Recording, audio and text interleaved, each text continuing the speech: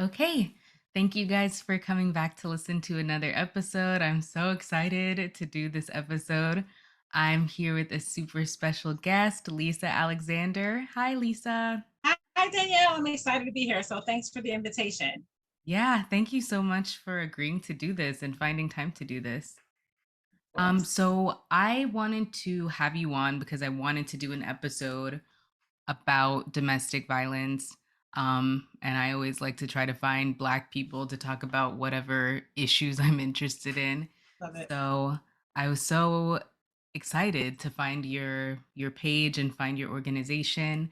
You are the founder and director of Stand Up Survivor, which is a nonprofit for survivors of domestic violence, and you're based in Florida, correct? Yes, in Orlando. Okay, great. The Mhm. happiest place on earth. That's what they say. It's hot. I know that much. But yes. Okay, so let's get started. Can you tell us your story with domestic violence, how it started, how you left, all of Yeah, that? absolutely. So thank you so much for the invitation. I love, especially because you find women of color and just people of color to emphasize some of the focus of your podcast. I'm excited to be here. And so Stand Up Survivor started. I met my ex-husband when I was 19. I was the praise and worship leader at church, and he worked in the sound booth. And so I figured, well, this was God sent. This was going to be it. Unfortunately, before long, I started to notice some things that I can look back and say were red flags. But when I was in it, I was head over heels in love. Like you couldn't tell me anything. And so when I was 23, we got married. So we dated for a while, kind of on and off a little bit at times, but we got married because that's what you do, right? We're together. Why not? So it wasn't abusive right at first, but slowly but surely it started to become abusive. Breaking my phone, locking me in the room, taking my things, like inquiring where I'm going, why I'm dressed like that. But again, I'm in love. I'm not thinking anything of it. It's nothing. But then it started to get physical when I became pregnant with our daughter a couple years into our marriage. And that's when the abuse got physical. And I mean, it got to the point where he was literally beating me like a grown man. And I thought to myself, how are you doing this? I'm pregnant with your child. Like it was just so mind blowing to me. I couldn't understand it. But even at that point, Danielle, like I would never have said that it was abuse. I knew that it hurt. I knew that it probably shouldn't be like this, but I wasn't really sure. And so 4 months after, and so I stayed. And I loved my husband. I always want to emphasize that because oftentimes people look at survivors and say, "Why didn't you just leave?" Well, because we love them. We have this future we planned. And 4 months after I had my daughter, I got pregnant with my son. And then I thought, well, I'm stuck. There's no way. Where am I going to go? I have two infants, two babies, and he'd already convinced me that no one would want me, and I definitely believed him. And so before long, here I am with two infants, and the abuse escalates. It escalates. It doesn't stop. It doesn't change. It escalates. You may see seasons of it going away, but it escalated. And so I thought to myself, he's going to kill me. And it wasn't like a if he was going to kill me, it was a when, because his abuse had become so intense. And I was thinking to myself, and he would put the children, right? He would pick them up and move them out of the way, pick them up, put them on the bed, put them on the counter to be out of the way of the abuse that he was going to inflict upon me. So my children grew up watching this, right? And I was thinking, this is getting crazy. And I would leave, I would come back, I would leave, I would come back. He would make promises that he would change. And I wanted my marriage. My parents have been married for 54 years this year. And so divorce just wasn't on the table for me. But it got to the point where I was like, he's going to kill me. And I remember telling God, I was like, I want to be here to raise my children. I don't want anyone else to raise my children. I think that was like one of the biggest cries of my heart, was that I didn't want anyone else to raise my children. And so, I was watching this lady. That's why I love doing things like this. Is I was watching this lady on YouTube one night. I was Googling like divorce, abuse, and the lady on YouTube was telling her story. Of course, she's a Black woman who looked just like me. And I want to point out that that is important. One of the reasons I started Stand Up Survivor. But she was in an abusive relationship. She had gotten out. She was remarried, and she was like happy. And that was like the first time I'd ever seen that, like, there was life outside of what I was living. It was no idea that what I was living, I didn't have to live for the rest of my life.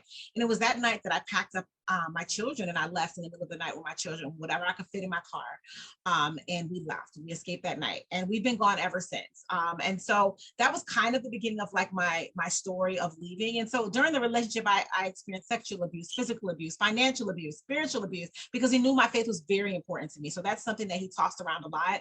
We grew up hearing like God hates divorce so much, and that's something that God really freed me from. Is like, I remember he was like, I love you more than I hate divorce. Like there's no, I didn't create you to be in this kind of pain.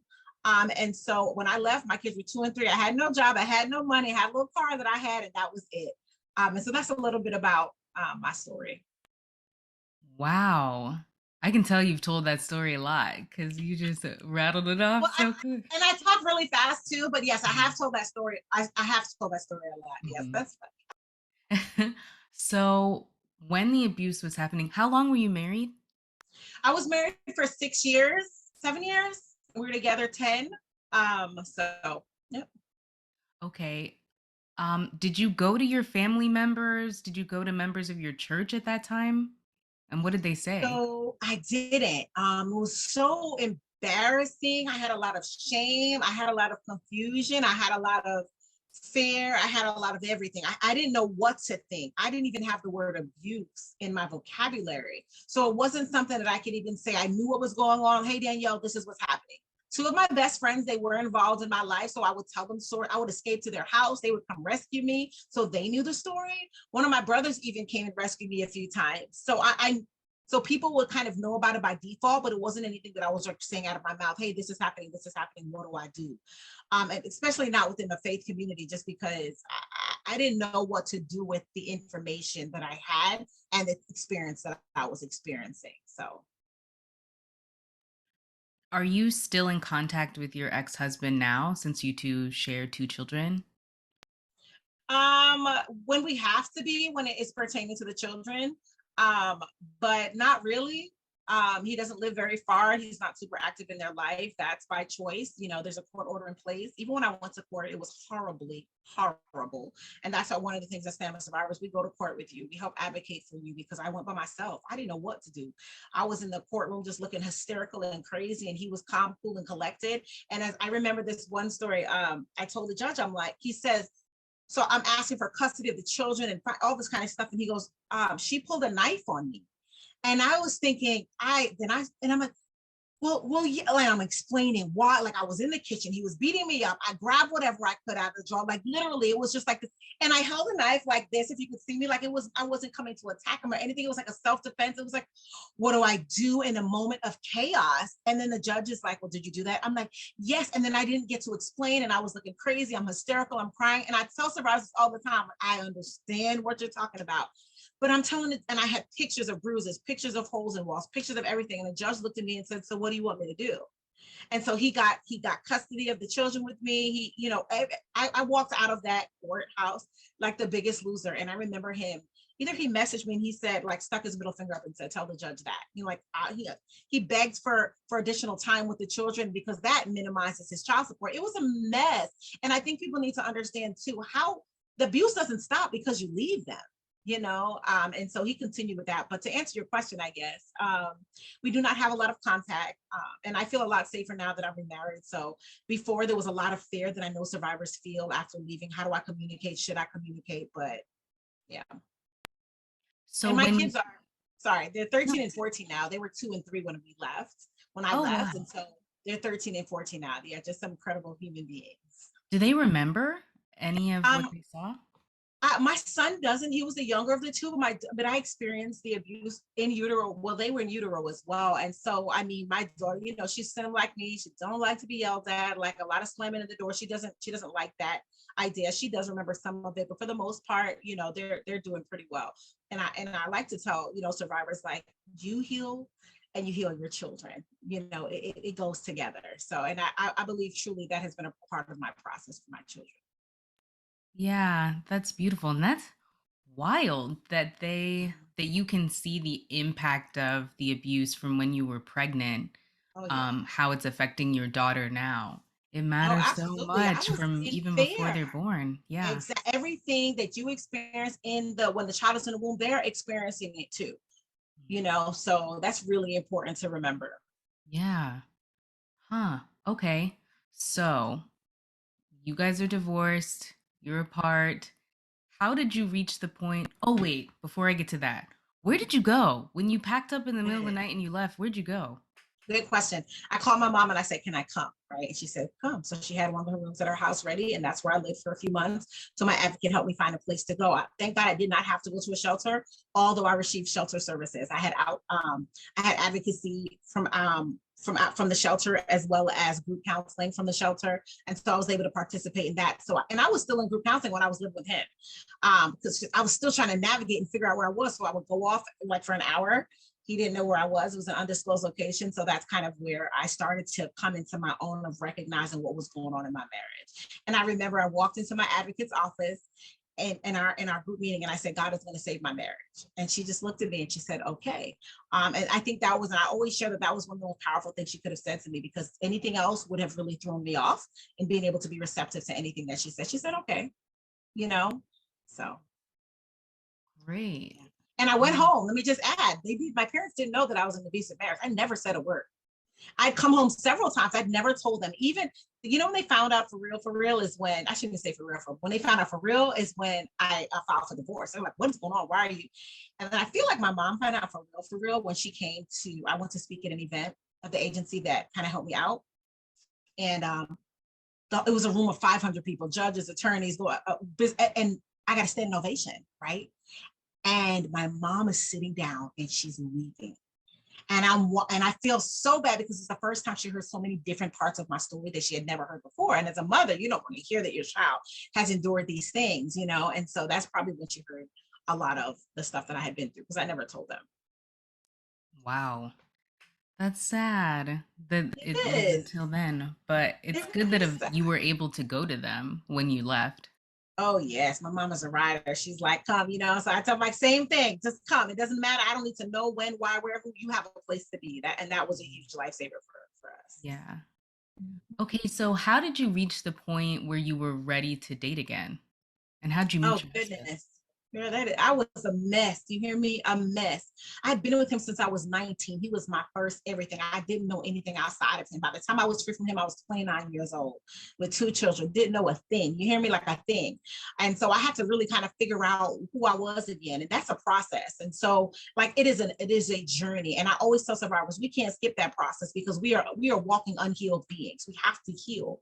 But when I left him, I decided I need to get back to school. He didn't let me finish school. So I didn't have my bachelor's degree yet. So it was important for me to finish my education because I didn't have anything. I had no job. How was I going to care for these children? So I went back to school and did my bachelor's in psychology, right? And through that, I was learning a lot about the mind, about what I went through. And I was like, I'm getting this master's degree. Like keeping going was not an option for me. I was going to school. And I went to school at night while I cared for my kids during the day. I mean, while I worked during the day and I took care of my kids at night. Like I literally had to figure out how to balance it all as a single mom. And so I did my master's in counseling psychology. And during our master's program, we have to get our own set of counseling as well. So I had the domestic violence counseling, and I also went through my own counseling as well, which was a really, really important healing process for me to really acknowledge and begin to understand what I had been through. And side note, I just want to share that I'm about to finish my doctorate, which I'm doing my doctorate degree and writing my dissertation on domestic violence and disclosure. And so that's part of the process as well. But I know I wanted to keep going so that I can continue to help survivors of abuse in the best way possible. But it was through that healing process that I started to know who I was again. And did I kiss a few frogs? Absolutely. Did I date? Absolutely. Because I didn't know who I was. My ex-husband could have told me that the sky was green and I would have believed him. He anything that he said, I absolutely believed him. I knew he told me I was nothing. Nobody would want me. I wasn't pretty. I was too this. I was that. And so it was in the core of my being. It was who I truly believed that I was. And so I really had to relearn myself all over again. And so my husband will tell you to this day, like, nobody could tell you nothing. And I'm like, well, no. Not really. Well, because before I was so gullible, I was so naive. I moved with the wind. Whatever you wanted me to do or say, that's what I would do. I was a huge people pleaser. And so I started dating, and I actually met my husband on Plenty of Fish, which is a free dating site. And I tried Black People Meet, Match.com, eHarmony, and I was meeting nobody good. But I met, and I knew that I was ready because I knew what I wanted. Because I knew who I was. So therefore I knew what I wanted. And that's how What I did you want? Do you know? I remember telling God, I want someone who's nice to me. And I'm going to start there because kindness sounds really simple. But when you've been in an abusive relationship and you've experienced trauma and the person doesn't even like you, and you live in that environment, it is so treacherous. You feel it in your pores. And so I was like, I just want somebody who's nice to me. I knew what I wanted him to look like, tall, big, black, but I knew what I wanted as far as visual. And I remember my friends would say, hey, Lisa, this guy looks, he's big, black, and bald, and all kind of stuff, right? And so, because they knew my type, that I just had a type. And so I saw him on, I was like, okay, he's kind of my type. I knew, and I wanted somebody who knew God. I wanted somebody who cared about people, who probably had children already. And I was very protective, as I have my own. I have my daughter, and I wasn't playing about my children. And so I was just really cautious about stuff like that.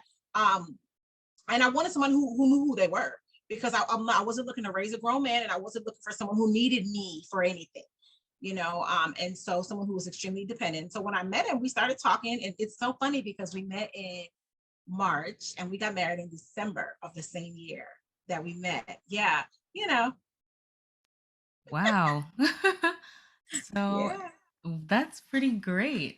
So you got married in 2016, right? Yes, we did. And that's like, yeah, we went back. It's just when and I always say, like, he was my like, you could try to, my mom does puzzles. We grew up doing puzzles all the time. And so we could, two pieces look like they fit. So we try to put them together, but they didn't fit. And I always feel like he was my other puzzle piece. We just make sense. He gets me, he supports me, he's encouraging. I'm feisty, I'm full of fire, and he doesn't try to quench it. He pushes me to work to be great. And it just is something that we've learned to dance, And I always tell people, I was literally just talking to a survivor, and I'm like, there's abusive relationships, there's healthy relationships, and there's unhealthy. And just because a relationship is unhealthy, it doesn't make it abusive, right? And so it's important to know the difference. And even when you're in a great marriage, you're going to disagree, you may have arguments, you not see eye to eye, but you figure out how you ebb and flow and how you work. And we've really just learned to dance with each other and understand each other. And it's the best. I have my best friend, my joking partner. He's my person. My kids love him. We had a daughter named Joy, who just turned, I don't know, 5. She's 4. So, and that's the first time, Danielle, that I ever experienced a pregnancy that wasn't abusive in any way, physically wasn't abusive at all. And so that was really a big deal for me, to experience that. Wow, that's so beautiful. I'm so happy for you. Yeah, me too. And I think that is part of the story that God has allowed me. Part of the ministry that He's given me is to show them that love after doesn't exist. Love after abuse exists, and it's good, and it's okay to not be afraid of that. And I've talked to women all the time. Are you sure? Are you sure? And I always ask, are you sure? What do you want? Are you healed? Do you love you? Because you can't just tell me anything at this point. I'm not drinking from anybody's water. I'm not just drinking whatever anybody puts down, because I know who I am. And I always tell survivors, because abusers can tell us anything and we believe them down to the core of who we are.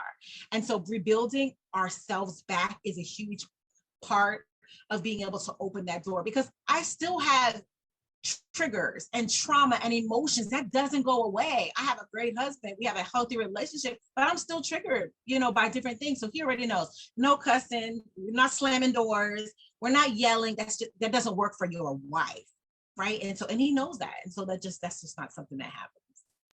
Great. It's interesting. I hear you bringing up uh, God several times.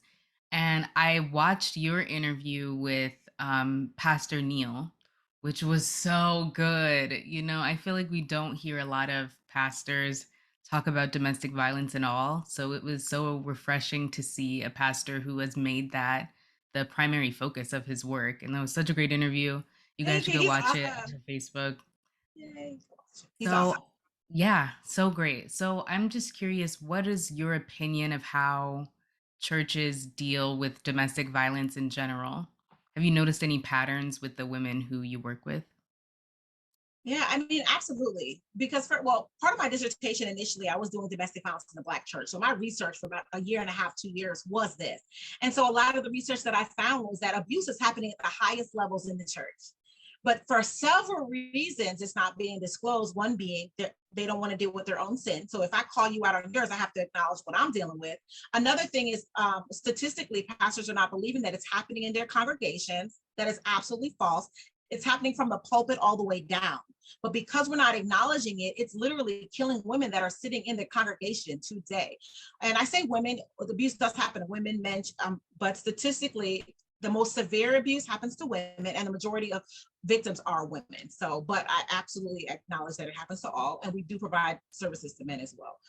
But it has to change, but it has to come from the pulpit. I truly believe that pastors should be speaking about it from the pulpit, not just domestic violence awareness month, but we'll take it. We'll start there, which is in October, but also having workshops, having a classes about it, having a Sunday school class about it, having a after, having someone talk to the youth about it. It's important because especially within the faith communities, all I heard was that God hates divorce. God hates divorce, but this marriage is killing me.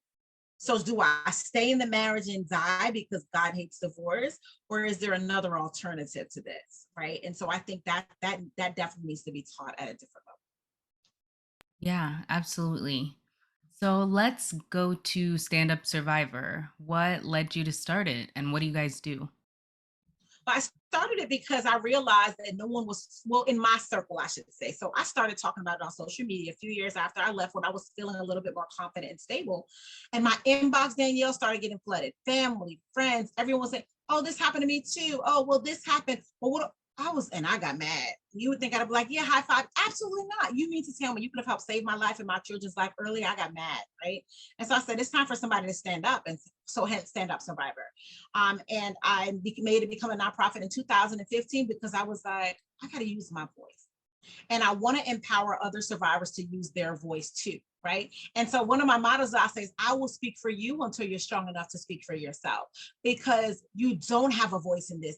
A part of abuse is they strip you of your voice. So you can't even answer a logical question. So for example, you can be in a room with a bunch of friends and you ask your friend a question, but she looks at her partner before she responds. These are all different things because she wants to make sure she responds right. Is it going to be okay? Can I answer honestly? All of these different things, your voice is stripped from you. So Stand Up Survivor is all about empowering survivors of abuse to use their voice to get to safety and healing. So we've been around since 2015. And I started it just because I felt like it needed to happen. When I was going through it, I didn't see a woman that looked like me. There wasn't a Black woman that looked like me, right? And so for me, that was a huge key. And so we're located in Orlando, Florida. We offer counseling one-on-one. We offer group counseling as well. In January, we opened a transitional house for survivors of abuse and their children, which was on my bucket list forever, because so shelters usually allow you to stay for about 45 days. And Danielle, I didn't even know my name after 45 days. I couldn't tell you what my favorite color was or what I like to do. I didn't know nothing about myself. And 45 days is just not enough time to get it together. And so we allow for longer stays for survivors within our transitional home. And the shelters are always full. If we called one right now, they'd probably say that they were full, especially post-COVID, because they reduced their amount that they take in, but even still full. And I was like, there's gotta be something better than this. There has got to be. And what can I do about that? So we're a donation-based organization. The majority of what we do is donation-based. And so, I mean, I've had people go off of me. I bet your CEO earns six figures. I'm like, I'm the CEO and I do this out of passion and heart, because I know that it saves lives. We've literally rescued people. We've helped people cross state lines, literally driving them. We've helped survivors safety plan to get out of the abusive situation. We help survivors throughout the United States and abroad. So we have ambassadors throughout the United States. We have ambassadors in the UK, South Africa. We have them because abuse happens everywhere, right? But there's still not enough resources. So our ambassadors in those areas support survivors of abuse where they are. We have a 24-hour hope line where we provide support and advocacy for survivors. We have freedom bags, which is 2 weeks worth of supplies for survivors who have immediate needs. Like when I left, whatever I could fit in my car is what I left with. That's it. Everything else he sold or gave away. I mean, family items are, it was, when I think about it, it was just heartbreaking, and I tell survivors, your life is more important than that couch that you just bought and that TV screen, the 65 inches. And that's hard to hear. You mean I worked for this stuff and I have to let it go? Absolutely, because your life is not replaceable. And so that's some of the stuff that we do at Stand Up Survivor. What else? We have conferences for survivors. We had our first conference this year.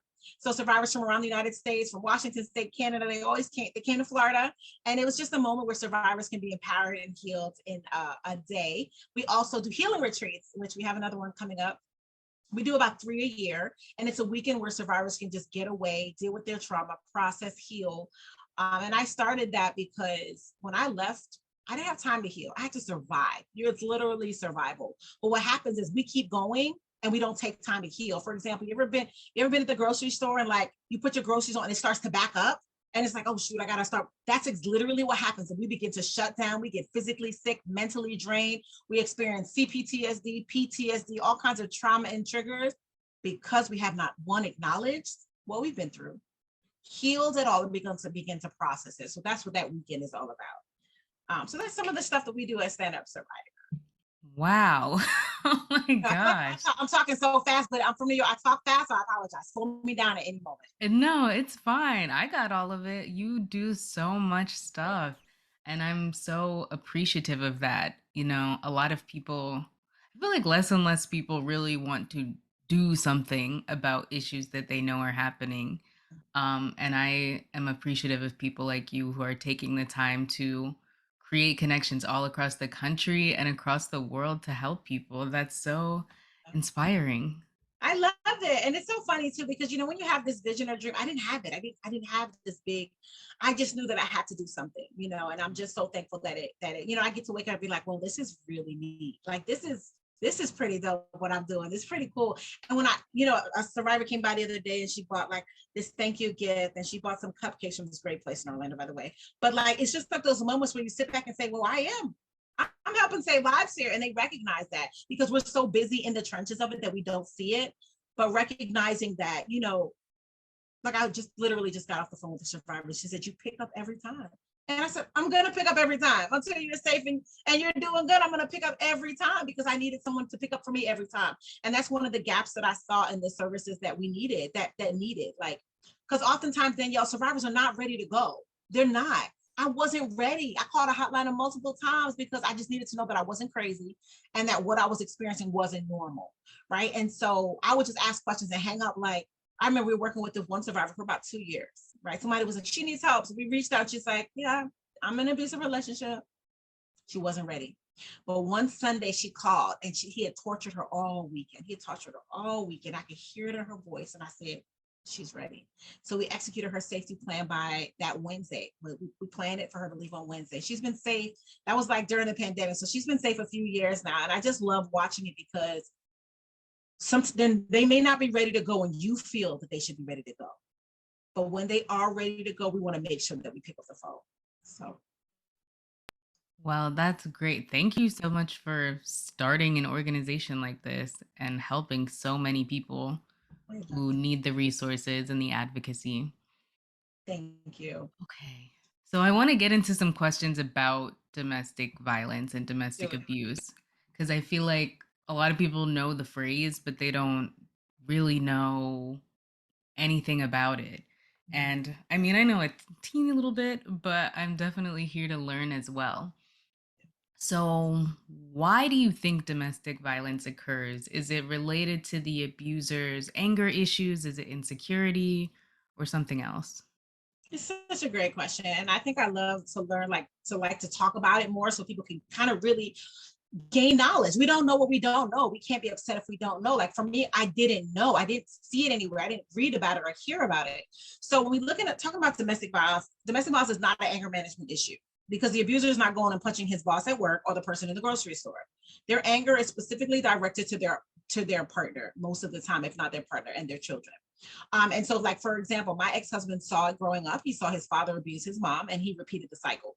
Growing up, I have a son, and I thought to myself, oh, no, no, no, I can't have my son grow up watching the same thing and doing the same thing. So oftentimes, statistics have shown that it is a learned behavior, not always. But a majority of cases we'll see is that it is a learned behavior. The abuser has seen it, has grown up in it, has experienced it themselves. And they are repeating what they see. And they are, but I also want to, there's no but, that's a fact, right? And so the other part of that is that it's also a choice. They choose to abuse. It's not something that they can't control. It's not something that they don't know what to do. Instead, it is an intentional choice to have power and control over another person, right? And so it's not, people often ask, well, when they drink or when they get high, drugs and alcohol do not cause domestic violence, period. Can they be a contributing factor? Absolutely. But they do not cause abuse. And so it's really important to acknowledge those facts. Okay, good. Thank you for that succinct answer. So is physical violence the most common form of violence? Or I It's a guess great domestic question. I feel abuse. like, That's not the right way no, to that's ask that. Let okay. me No, ask. no, it's perfect. It's perfect. So there's different forms of domestic violence. That's how I'm going to answer this question. So Mhm. I would say before, what we know to be abuse is the physical broken arms, black eyes, bloody noses, right? But I will tell you this, psychological abuse is on a significant rise. Coercive control is on a, I shouldn't even say it's on a significant rise, but it's more of being acknowledged because these things were occurring. And now we can say psychological abuse is abuse. Coercive control is abuse. Narcissistic abuse is abuse. And so all of these things we can say, so there's emotional abuse, psychological abuse, physical abuse, um, financial abuse where they're controlling the finances, there's spiritual abuse, all of these things. You may see all of them or you may see one or two of them. 99% of relationships do have some type of financial abuse. Now, when the people think of financial abuse, they're saying, oh, well, the victim is at home or the survivor is at home and the abuser is the one working. No, I have seen so many cases where the survivor is the breadwinner and they keep none of their check or they get $100 a week from their check. The abuser, it can buy all these kind of different things and they are not allowed to buy anything. They're only allowed to provide for themselves and the children food for the week. And so this is when the abuser can control the money, how blow up the credit cards, use their social security number. So that's some of the abuse. So even I want to include her physical abuse. Is it doesn't mean that they actually have to physically punch you in the face, kick you. It can be punching the wall right next to you. It could be physically flipping over desk and table. It can be doing these kind of things that are causing physical reactions or emotional reactions to what they're physically doing to you. Oftentimes, even driving recklessly in the car, that's a big one.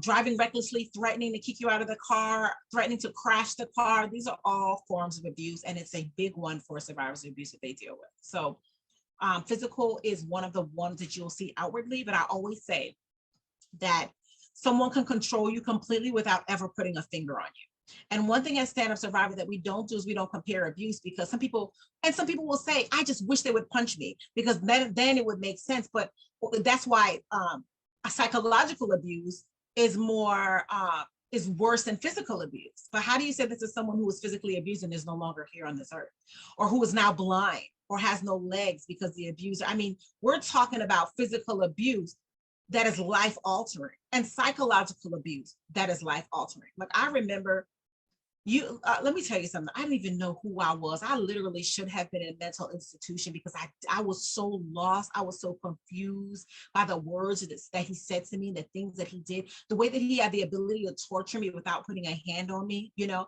my house, I would put pictures up and things up that covered holes in walls. You know, I lived in constant fear and intimidation of making a mistake or saying the wrong thing or not being good enough. So they have the ability to control you without ever putting a finger on you. So, and I really like to emphasize that because that's abuse. Now, do the courts and do they recognize it? Not as much as they should. They're coming around, but it's just as bad as physical abuse. I know that was like the long answer, but No, that's good. I yeah. think everybody should know that. Have you noticed a rise in abuse related to social media in any way? Oh, that's a good question. I think with social media, it has increased the visibility of it. And I think that we've been desensitized because every time you turn on the TV, Danielle, I'm sure I could ask if you've seen a murder suicide happen. It happens all the time. We're so desensitized to it. Or the husband killed all the kids and left the wife. I mean, we're so desensitized to what's happened. And I've seen social media, TikTok videos. I'm like, that's abusive. Why are we laughing at that? And so what happens is if we put this out to be the normal, we're going to be desensitized to thinking that that's not abuse. It is absolutely abuse. Listen. So yesterday, a couple of days ago, my husband and I are coming home and I see this couple on the side of the road. They're pulled over in the middle of highway. I'm talking about the highway in Florida.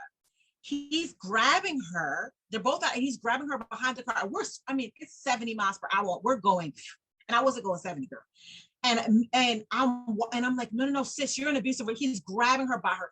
I'm like, you're in an abusive relationship. Like I literally wanted to hold the sign out the window, like, sis, But that happened to me. I didn't think. I was like, okay, he's upset. Like the first thing I'm thinking is I need to get off the road because it's not safe. And I'm also thinking I'm so embarrassed because people are seeing this happen. I really love him. He's really a good guy. All these things are happening, not realizing you're in an unsafe relationship. And so even I remember things like that are really triggering for me. So my husband was like, it's okay, babe, you're good, but it's little things like that we're not recognizing as abuse. And I will also add that's 1 in 3 women are experiencing abuse. 1 in 3 young people are experiencing abuse, and 1 in 4 men. And the statistics for young people were not that wasn't the statistics. It is now. And to me, it's a 911 emergency, because I remember I went to speak in a middle school one time in 6th grade, and a little girl comes up to me. She goes, Miss Lisa, I'm so glad you're here. I said, why? She goes, my boyfriend choked me at lunch today. And I said, well, why? She said, because he didn't want, I told people we were dating, he didn't want them to know. And I was thinking to myself, this little girl had her boyfriend's hands around her neck, strangling her. And it wasn't even a thing. You know what I mean? We've got a real problem. And we see it all the time, murder suicides in high schools happening, but nobody's saying anything about it because it's too taboo. From the schoolhouse to the courthouse to the church house is a too taboo of a topic. So, yep. Sure. So in your interview with Pastor Neil, I remember you both very passionately saying that victims should not go to couples counseling with their abusers. Can you explain why? Yeah, absolutely. If you are in an abusive relationship, there is nothing that a therapist can tell you that's going to make them change, right? Abuse is not a couple's problem. It is an individual problem. You don't have the problem. You are the victim of being abused. The abuser has the issue, and a counseling session is not going to change that. Statistically, it is less than double digits. I think it's between like 7 and 9% of abusers that actually change, right? And that is an intentional act of a choice, and it has to be a lot of work involved in them actually changing. Not saying they're going to change, but the follow through of the act of changing. And I think on that interview with Pastor Neil, he talks about only one person he ever worked with actually changed. And so oftentimes they're not going to. So you're sitting in a couples counseling, you can't be honest because you're afraid of what your partner is going to say, and understand that when you leave, that victim is in more danger and has to face the repercussions of even being a little bit transparent in that meeting. And so it's a lose-lose for everyone involved in that situation. And it's dangerous for the survivor of abuse to go to couples counseling, because nothing is going to change that abuser but abuse. And counseling is not recommended at all. It can be very dangerous for the survivor.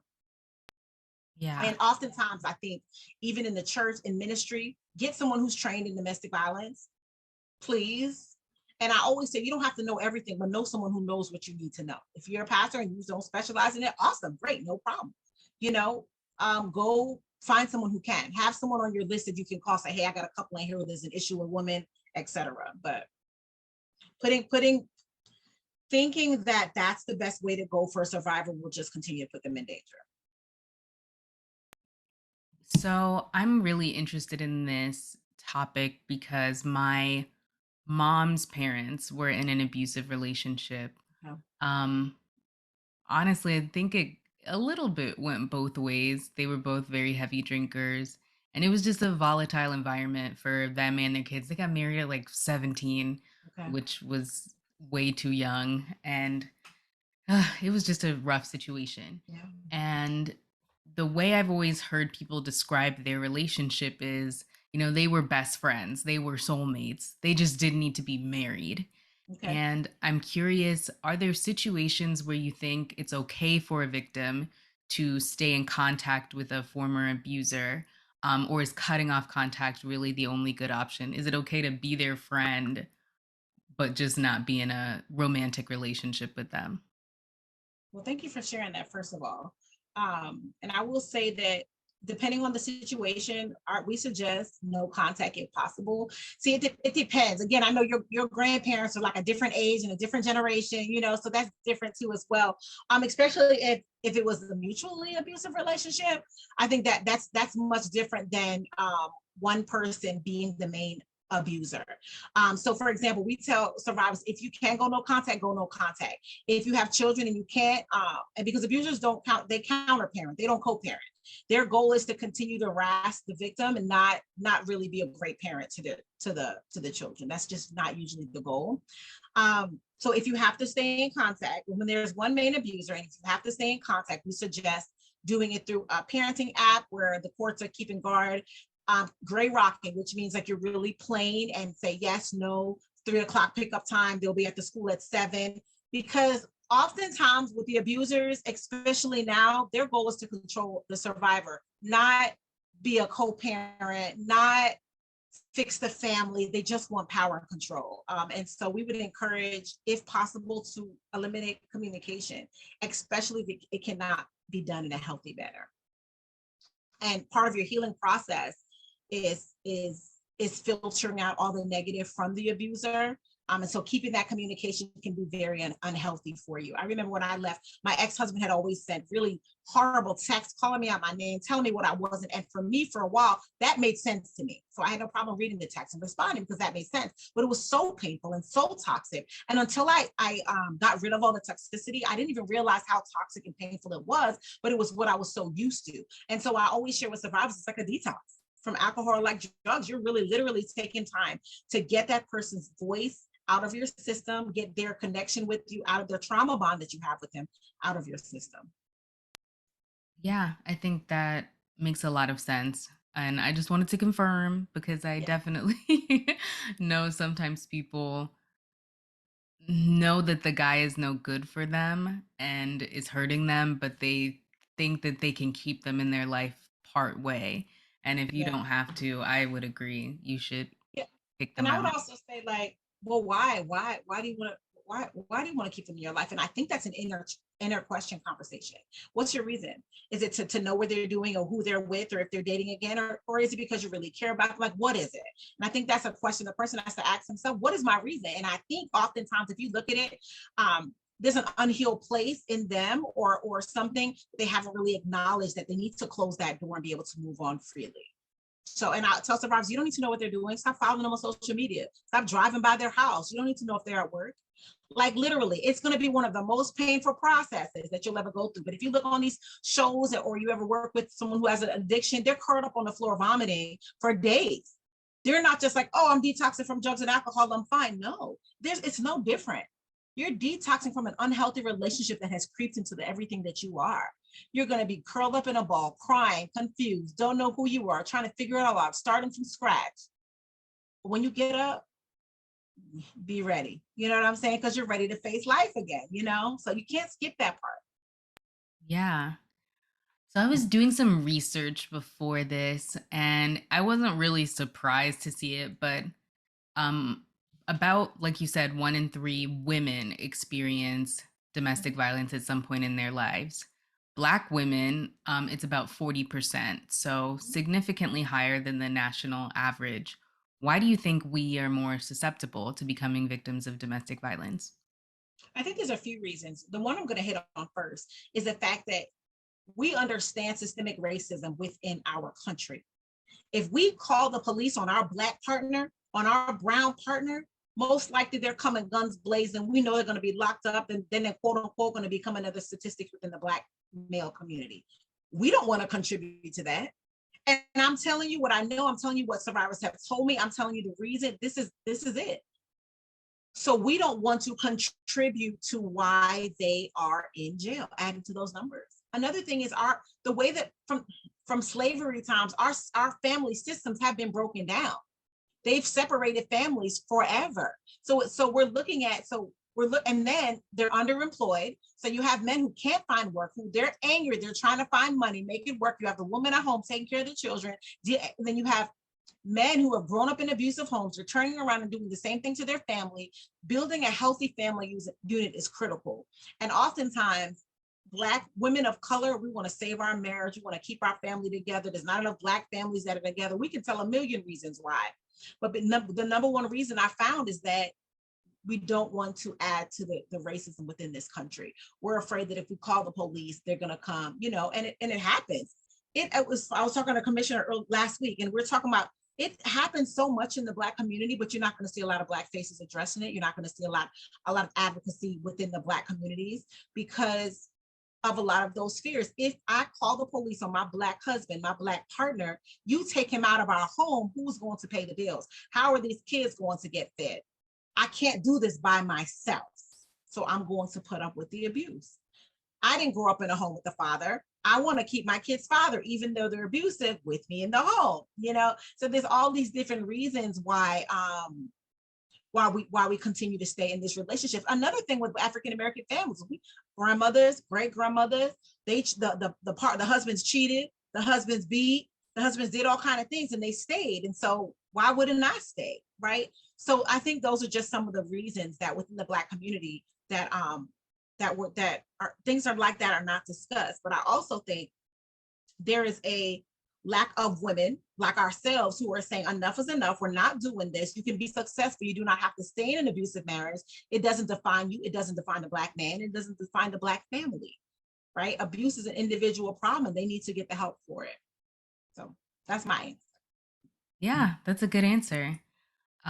It's just always sad to me to see like everything bad that happens, it's more likely to happen to us.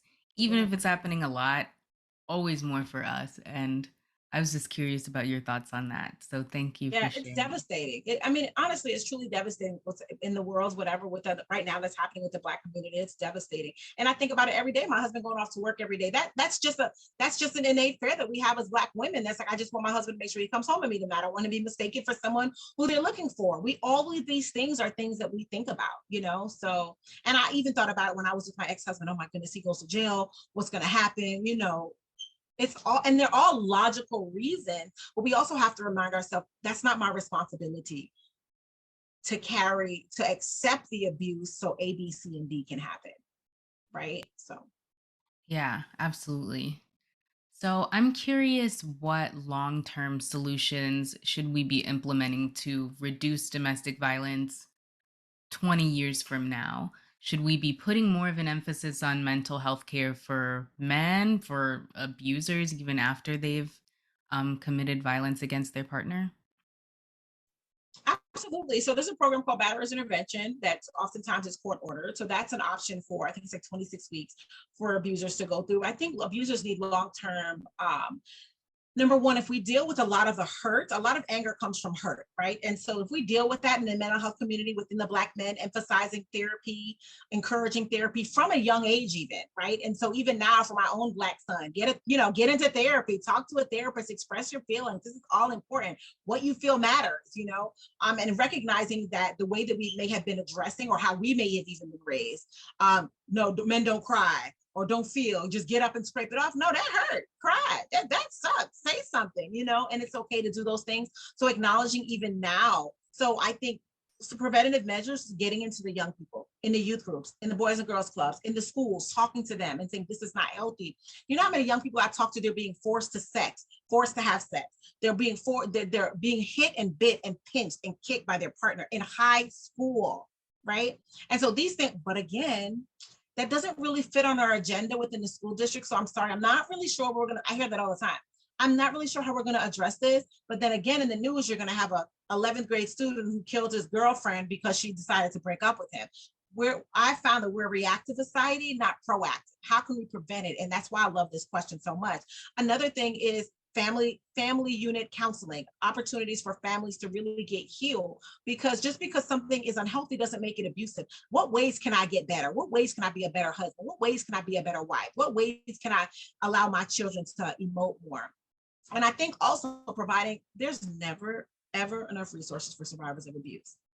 They go back. The number one reason for homelessness among women is domestic violence. So if they have no place to go, where are they going to go? Where are they going to go?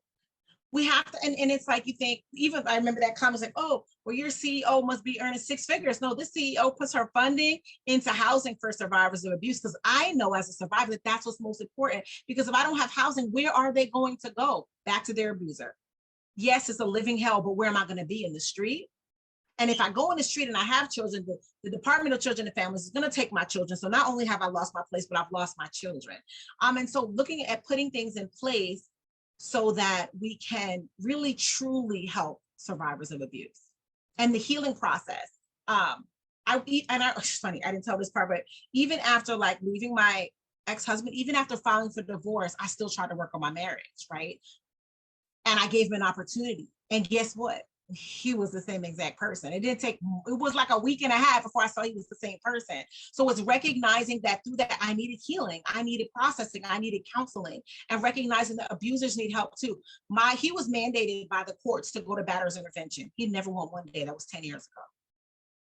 There's no enforcement for it. You know, he still has access to his children and everything. So just putting different things in place to ensure that survivors are heard, survivor voices are heard. Do you mind if I ask, is your ex-husband, has he remarried or is he Oh, in you a can ask me relationship? anything you want, by the way. No, he has not remarried. He is, from Got my understanding, still abusive. And so that hasn't changed. And it took me a long time to realize it's not a Lisa problem, it's a him problem. Right.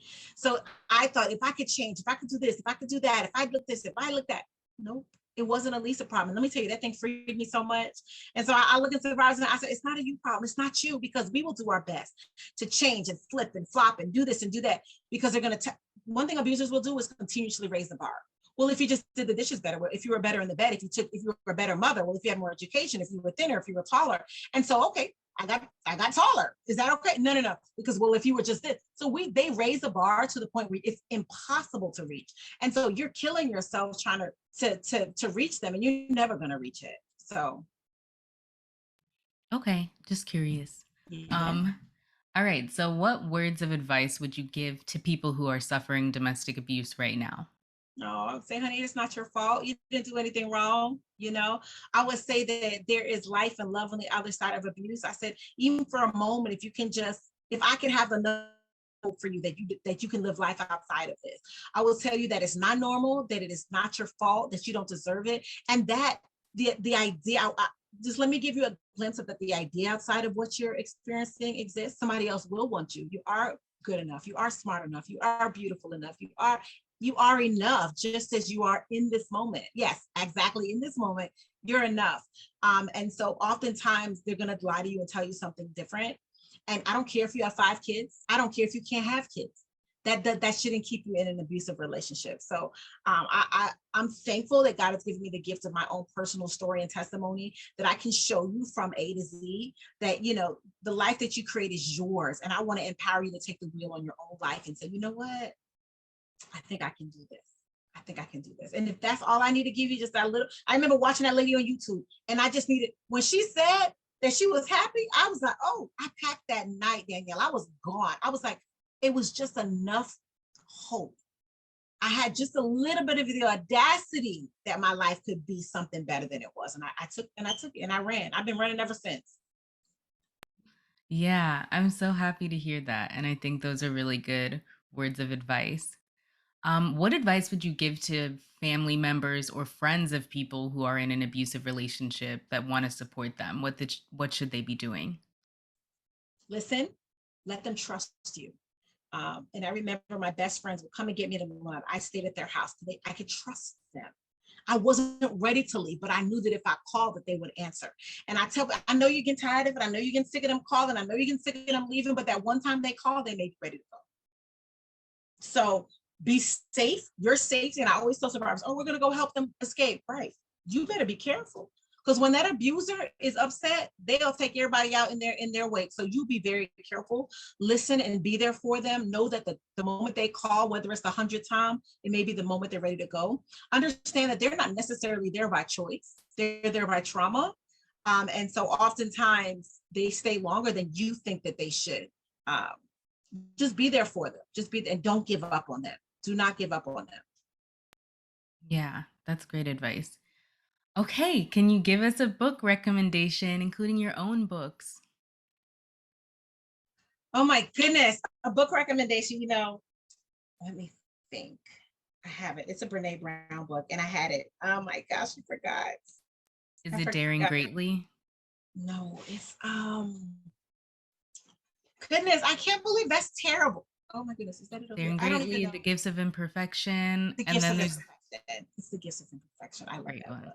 Yeah, it's so good. And I think it oftentimes just being really transparent and honest with yourself can get you on a different journey. The gifts and knowing that you don't have to be perfect and that you're enough. And I think one of the things that I love about my husband and my life now is like I feel like a hot mess sometimes. Like my days are absolutely insane.